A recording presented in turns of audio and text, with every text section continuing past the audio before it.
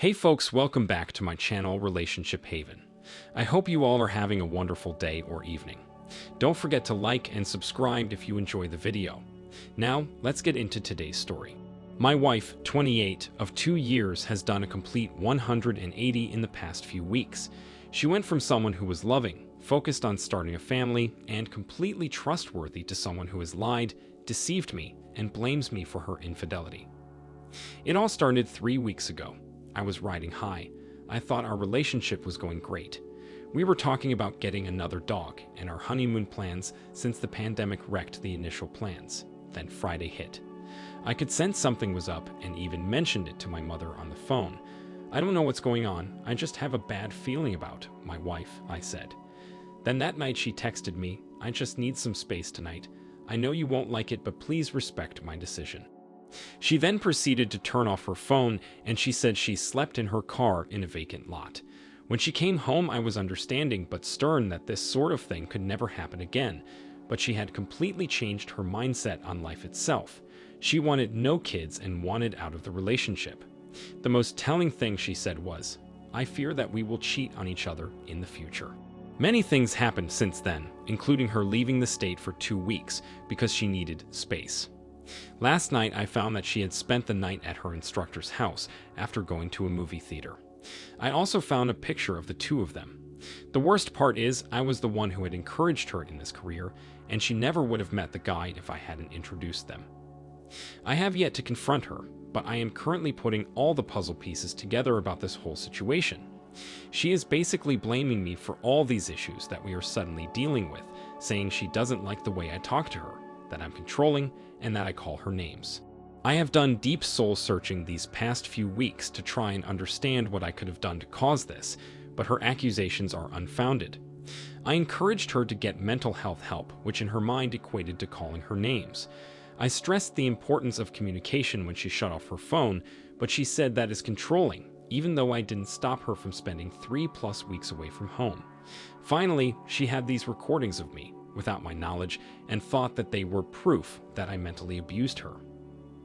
I played these for my counselor, and he disagreed that there was any sort of abuse in the recordings and was actually impressed with how calm and collected I was in the discussion. Anyways, none of these things are excuses for cheating and the way she has been treating me. I guess I am at the investigation stage still, trying to let her make her own choices while I gather the data. It's tough though, and the person I once loved more than anything has completely wrecked our entire life together in 3 short weeks. I am at a loss for words about how I feel right now. I've got a great support system and loving parents, but now I know how heartbreak feels, and I never want to feel this way again. Update. Finally had a discussion with my wife, but she insisted her parents be in the room. We talked, and she was nasty to me and showed not one bit of remorse or empathy, even when I broke down and spilled my heart out to her. The next day, she went to my house, and I finally was able to be alone with her. I confronted her about the inappropriate relationship, and she again got her parents involved, and her mom defended the affair with ridiculous excuses. Currently, no contact with her, but I have seen a change. The shift has happened. I went 180 on her after I found out about the affair, and she has started to flounder. Her parents came to town last Wednesday, and I finally was able to get her to have a discussion with me. I decided against revealing the affair with her parents in the room, but I caught her in multiple lies in our discussion. My tone was calm and very apologetic for the things she accused me of. The discussion was very hurtful, as she essentially said that ever since the day we got married, I hadn't treated her right, and she had wanted out. She never mentioned this to me during our entire relationship until now. She continued to accuse me of essentially emotionally abusing her by twisting my words from our previous discussions, and luckily my mother was there. She ended up calling her out on her lies because my mom was in some of those discussions she was referencing.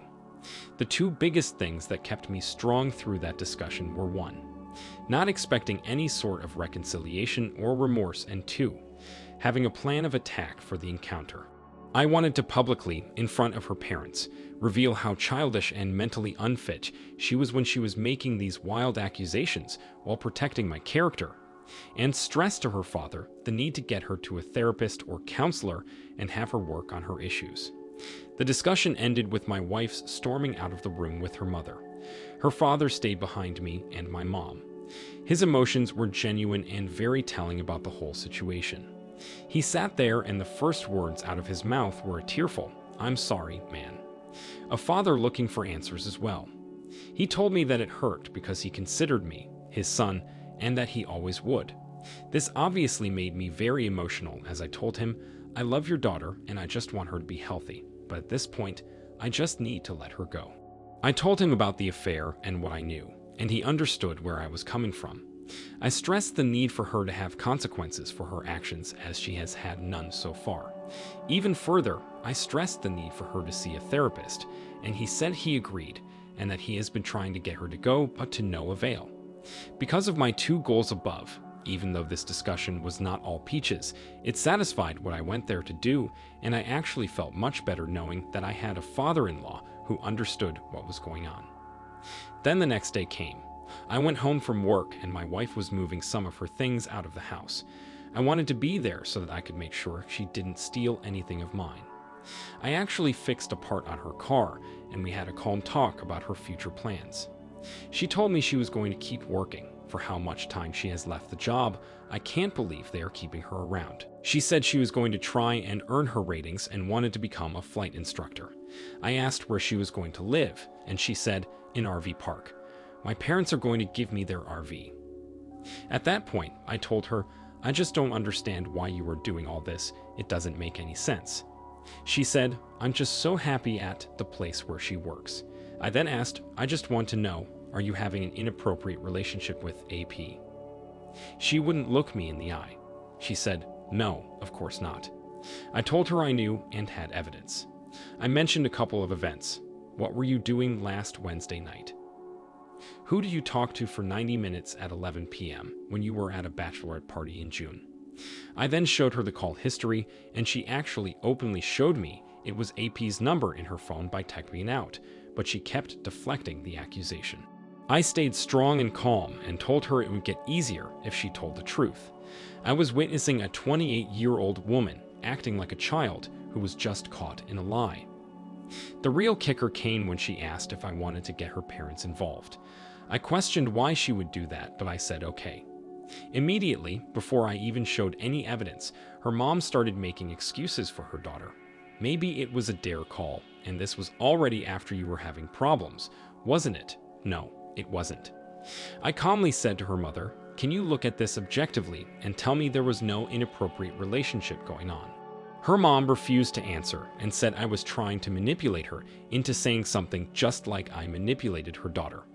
When they ran out of excuses, all three of them stormed out of my house, and her mom said, "I hope you don't treat the next girl like you did my daughter." What a screwed up family dynamic. Her dad said nothing the whole time, but I could see he was absolutely beside himself in dealing with both of them. Eventually, my wife sent a text to me saying, "AP is one of my very best friends. I was really hurting, and we were separated at the time." No, we weren't.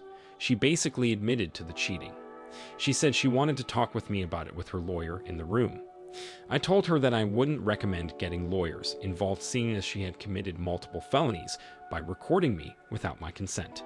I haven't talked to her since Thursday, but the dynamics of the situation have been hugely shifted, and I couldn't have done it without the help of everyone here. This is the last thing I'll mention, and it is probably pretty helpful in terms of where to go next. I noticed Sunday morning she went to church. She hasn't gone with me in a while, but we used to go all the time, and then took about a 500-mile drive to nowhere, and then went back to her place. She hasn't done any suspicious activity, either out of caution now or realization of her transgressions. I do actually believe the fact that she didn't have sex, but it doesn't matter because I already have enough info and don't need any more.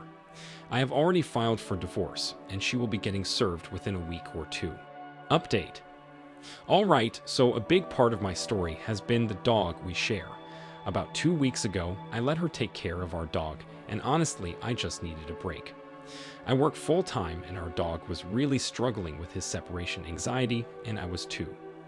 Anyways, she recently returned our dog back to me, full of fleas, and asked if I would watch him again.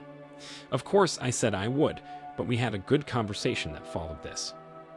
If you remember from my story, she cheated on me with her flight instructor, and I was financially and educationally supporting her in her flying since I am already a pilot. I had my suspicions that her rationale for cheating was that she began struggling while flying and her instructor likely said something along the lines of "you should pay more so you can fly more often," because she asked me for more money to fly more often. Mind you, she was already flying 3 hours a week, which is around $750 a week. I'm sure when I put my foot down and said it wasn't the right move for our family, she decided she could just sleep her way into free lessons. Anyways, she told me I was controlling, manipulative, and a narcissist for not spending more money so she could achieve her dream. Childish, right? Fast forward to our discussion last Friday. I asked her how flying was going, and she said she quit flying because it was too expensive and she needed to get my mind right. So she gave up on the entire reason she destroyed our marriage, and I have my suspicions that she and AP are not seeing each other anymore either, because she mentioned that she was staying on a pull-out bed in a house with 6 people and 2 dogs. She is staying with one of her co-workers who is 40-something and living with her parents after also recently getting divorced. In 2 short months, my wife went from having an incredible life where she didn't have to work, had a husband that financed her flight training, and our own airplane we could fly whenever, to living in a house with 6 other people and working a job with which she could barely get by. Another dream that she gave up on was becoming a flight attendant at a major airline. She was actually called back to work in July and declined that opportunity.